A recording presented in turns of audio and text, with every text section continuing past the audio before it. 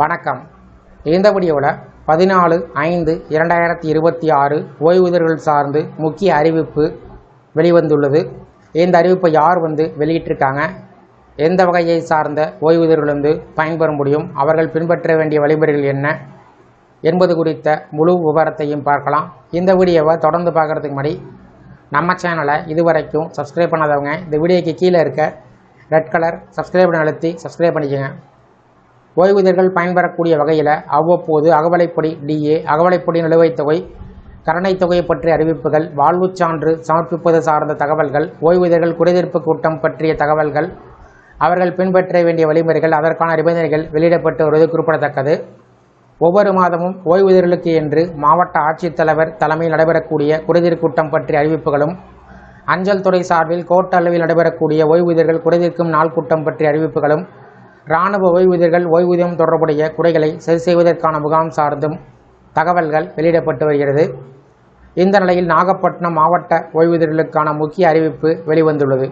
நாகப்பட்டினம் மாவட்ட ஆட்சித்தலைவர் ஆகாஷ் அவர்கள் வெளியிட்ட தகவலின்படி ஓய்வூதியர் குறைதீர்க்கும் கூட்டம் 12/6/2026 அன்று நாகப்பட்டினம் மாவட்ட ஆட்சியர் அலுவலகத்தினுடைய முதன்மை கூட்டரங்கத்தில் காலை 10:30 மணிக்கு நடைபெற உள்ளது.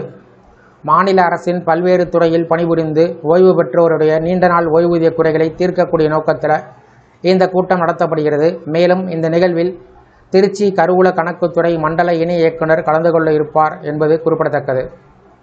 ஓய்வூதியர்கள் தங்களுடைய குறைகளை எழுத்து மூலமாக அதிகாரபூர்வமாக அனுப்புமாறு மாவட்ட நிர்வாகம் கேட்டுக்கொண்டுள்ளது.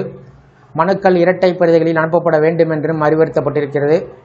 மனுக்களில் மனுதாரர் பெயர், அவர் ஓய்வு பெறும்போது வகித்த பதவி, முழுமையான முகவரி, ஓய்வு பெறும்போது பணியாற்றிய அலுவலகம், ஓய்வு பெற்ற நாள் மற்றும் ஆண்டு ஆகியவை குறிப்பிடப்பட வேண்டும்.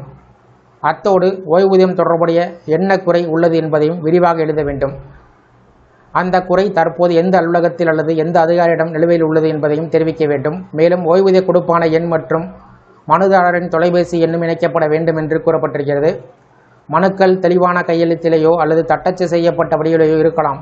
அவை மாவட்ட ஆட்சியருடைய நேர்முக உதவியாளர் கணக்கு, மாவட்ட ஆட்சியர் அலுவலகம், நாகப்பட்டினம் 611003 என்ற முகவரிக்கு அனுப்பப்பட வேண்டும். முக்கியமாக இந்த மனுக்கள் 25/5/2026 அனுப்பி வைக்கப்பட வேண்டும் என்று தெரிவிக்கப்பட்டுள்ளது.